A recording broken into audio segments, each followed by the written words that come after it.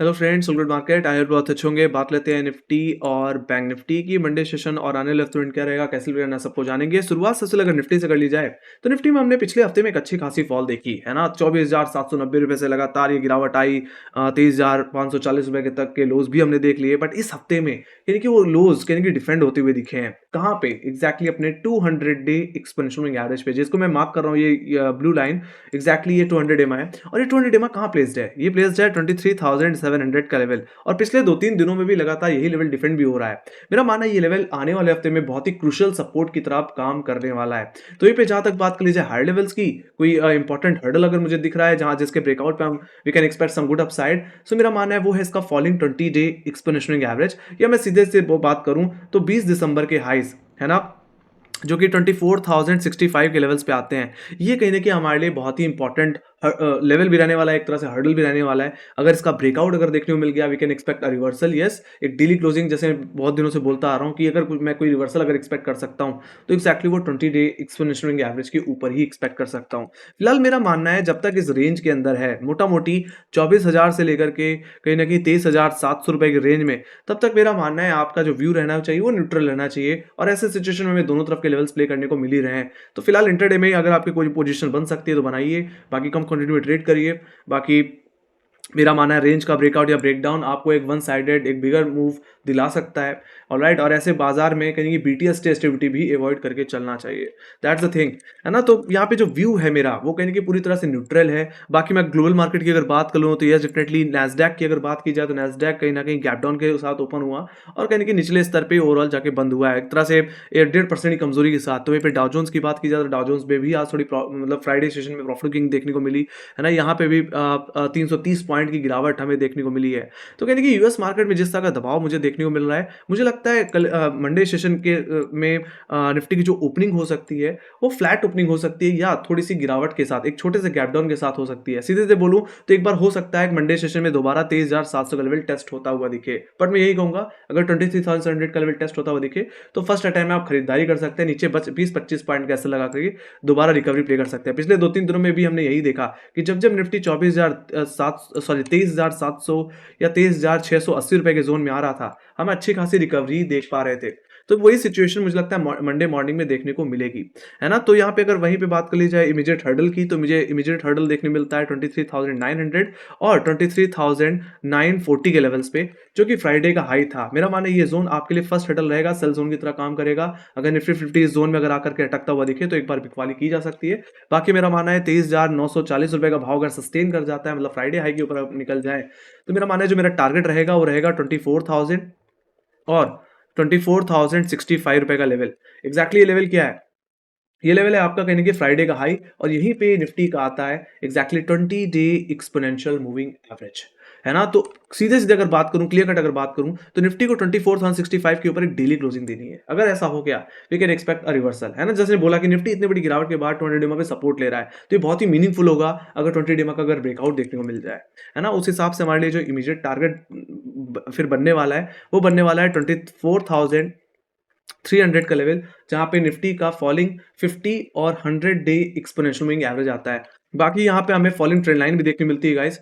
इस trend line का जो रेफरेंस ले रखा है वो एग्जैक्टली निफ्टी के ऑल टाइम हाई से ले रखा है, मतलब सितंबर सीरीज की हाई से, है ना। इसी ट्रेंड लाइन पे हमने कहीं ना कहीं दिसंबर सीरीज में भी रिजेक्शन दिया है। तो ये ट्रेंड लाइन भी काफी ज्यादा मीनिंगफुल होने वाली है ना। एक बार हो सकता है इस जोन में अगर हम थोड़ा रिजेक्शन देखें, बट जहां 24,300 रुपए के ऊपर भी निकला, तो मुझे लगता है फिर ये दिसंबर सीरीज की हाई की तरफ, मतलब 24,800 रुपए की तरफ भी जाता हुआ फिर निफ्टी दिख सकता है। हालांकि ये टारगेट जो मैं बता रहा हूँ ये तभी पॉसिबल है जब निफ्टी कहीं ना कहीं 24,065 के ऊपर डेली क्लोजिंग दे दे, है ना। ये बात दिमाग में रखनी है। आप एग्रेसिव लॉन्ग तभी हो सकते हैं जब 24,060 के ऊपर निफ्टी निकल जाए।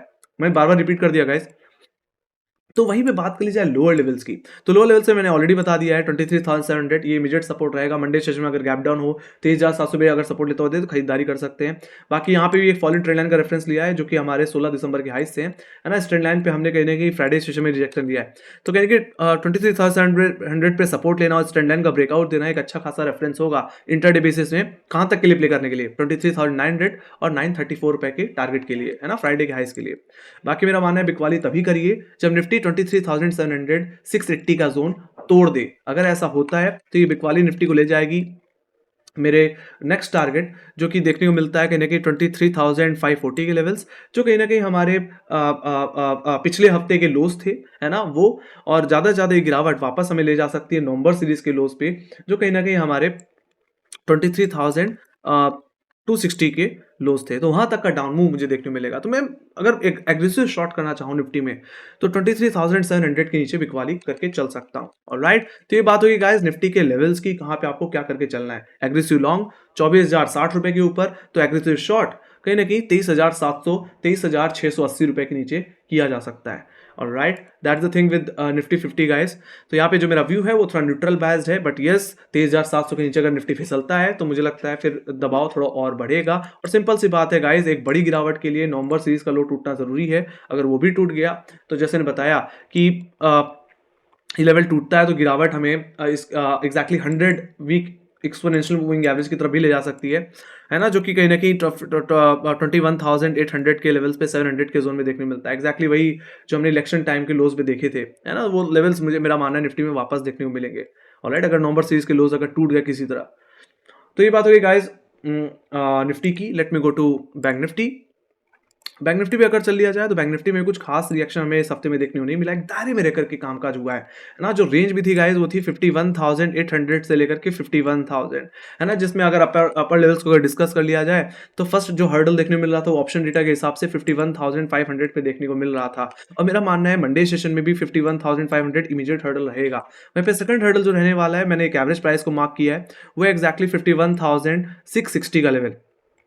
ऑलराइट, और देखा जाए तो पिछले हफ्ते में भी हम इसी एवरेज प्राइस पर अटक रहे थे, है ना? हम 26 दिसंबर में भी अटकते हुए दिखे, फिर बाद में हम फ्राइडे सेशन में भी इसी जोन पे आकर के करेक्ट हुए। तो मेरा मानना है ये 51,500 51,660 पूरी तरह एक सेल जोन की तरह काम करने वाला है ना? जब अगर आपको निफ्टी बैंक निफ्टी इस जोन में अटकता हुआ दिखे या कोई रिवर्सल पैटर्न बनता हुआ दिखे, तो मेरा मानना है 51,660 के ऊपर एक ऐसा लगा करके दोबारा बेच देना चाहिए।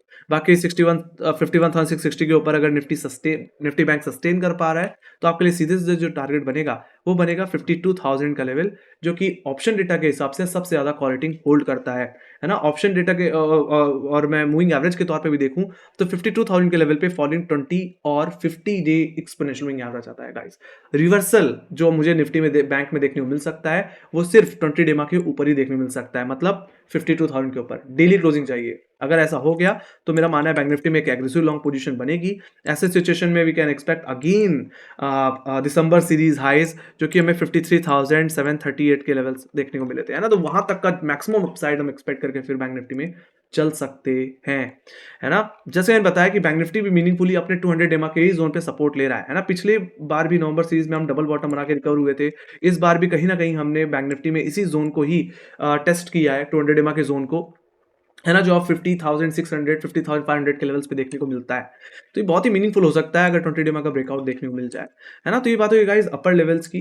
तो वहीं पे जहां तक बात की जाए लोअर लेवल्स की, तो लोअर लेवल्स पे 51,000 का लेवल सबसे ज्यादा प्रोट्रैक्टिंग होल्ड का लेवल है। और देखा जाए तो ऑन एन एवरेज इस हफ्ते में हम 51,000 के जोन पे जब भी आते हुए दिखे हैं, कहीं ना कहीं वहां से मैंने एक रिकवरी जरूर देखी है। तो मेरा मानना है अगर बैंक निफ्टी में, जैसे मैंने बोला कि यूएस बाजार में कमजोरी है, तो हो सकता है मंडे सेशन में जो ओपनिंग हो वो फ्लैट से गैप डाउन हो। तो अगर बैंक निफ्टी में गैप डाउन होता है और 51,000 का लेवल टेस्ट होता हुआ दिखे, तो मेरा मानना है इस जोन से दोबारा खरीदारी करके चलना चाहिए और दोबारा अपसाइड की ओर, मतलब 51,500 600 तक के लिए प्ले करना चाहिए। बाकी रेफरेंस के लिए मैंने एक फॉलिंग ट्रेंड लाइन का यूज कर रखा है, जिसका रेफरेंस 16 दिसंबर के हाई और कहीं फ्राइडे के हाई से मार्क कर रखा है ना? सो यहाँ पे थर्ड टाइम में इस ट्रेंड लाइन का हो सकता है ब्रेकआउट देखने को आपको मिल जाए। ऑलराइट, रिकवरी को प्ले करने के पॉइंट ऑफ से, और ये एक अच्छा खासा रेफरेंस होगा आपके लिए अपसाइड को प्ले करने के लिए ओवरऑल, है ना? बाकी जहाँ तक बात की जाए बिकवाली की, तो मेरा मानना है 51,000 का लेवल अगर आपको टूटता हुआ दिख जाए मॉर्निंग में, अगर गैप डाउन हुआ और 51,000 का लेवल भी होल्ड नहीं हो पाया, तो मुझे लगता है गिरावट फिर और बढ़ेगी। एक गैप हमने जो देखा था कहीं न कहीं 30 दिसंबर का, जो कि पूरी तरह अभी तक सेटल डाउन नहीं हुआ है, तो मुझे लगता है वो सेटल आउट हो सकता है। ऐसे सिचुएशन में बैंक निफ्टी की गिरावट ओवरऑल बैंक निफ्टी को 200 EMA तक ले जा सकती है और 20 दिसंबर के लोज तक ले जा सकती है, मतलब 50,600 और 50,500 के लेवल टेस्ट होते हुए दिख सकते हैं। ऑलराइट, अगर 51,000 का लेवल टूटा तो देखा जाए तो 51,000 के बाद अगर कहीं पुटराइटिंग देखने को मिलती है तो 50,500 पे ही देखने को मिलती है। मेरा मानना है बैंक निफ्टी में आने वाले हफ्ते में 50,600 50,500 का जोन क्योंकि वीकली सपोर्ट जोन की तरह काम कर सकता है।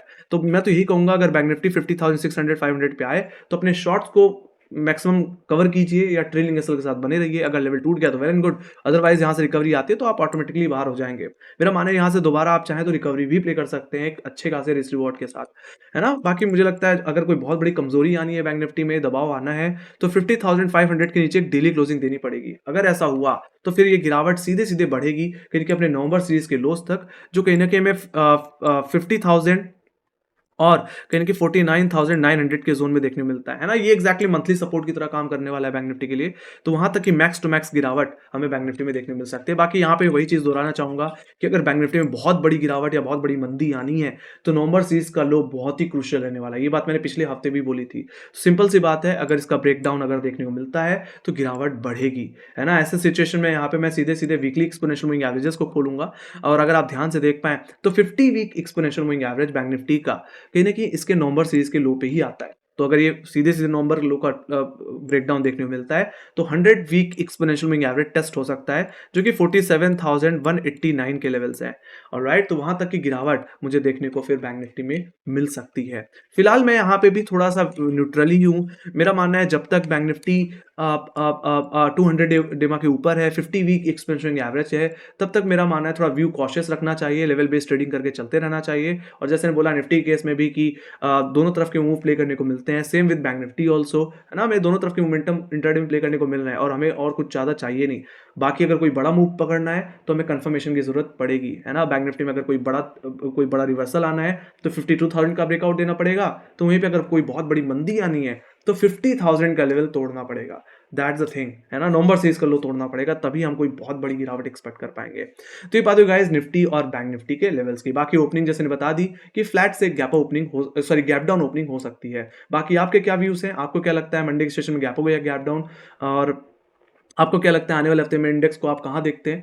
है ना? बाकी कोई मार्केट से रिलेटेड कोई ट्रिगर्स नहीं है मेरे पास, और है ना, एफआईज़ एक तरह से छुट्टी पे ही है, अगर मैं इस तरह से बोलूँ, है ना? तो मुझे लगता है अब सीधे-सीधे बाज़ार बजट के बिहाफ़ पे हो सकता है थोड़ा रिएक्ट करे जनवरी सीरीज़ में ओवरऑल, है ना?